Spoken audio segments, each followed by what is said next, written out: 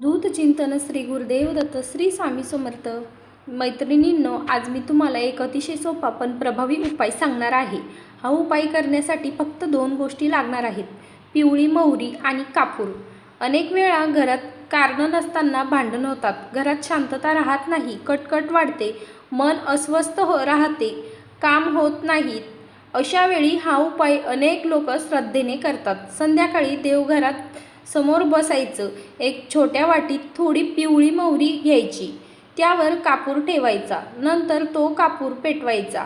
आता ही वाटी घराच्या मागच्या बाजूपासून ते पुढच्या दरवाजापर्यंत फिरवायची, घरातील प्रत्येक खोलीत न्यायची.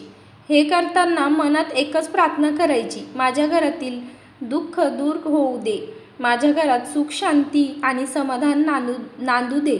संपूर्ण घर फिरून झाल्यावरती ती वाटी घराच्या बाहेर ठेवायची. मैत्रिणींनो, हा उपाय श्रद्धेने आणि सकारात्मक भावनेने करायचा असतो. त्याचबरोबर रोज नामस्मरण करायचं असतं, स्वामी समर्थांचा जप करायचा असतो, घरात प्रेमाने राहायचं असतं. कारण खरी शांती ही श्रद्धा, चांगली असेल विचार आणि आपुलकी यामधूनच येते. व्हिडिओ आवडला असेल तर लाईक करा, शेअर करायला विसरू नका आणि चॅनलला सबस्क्राईब करायला पण विसरू नका.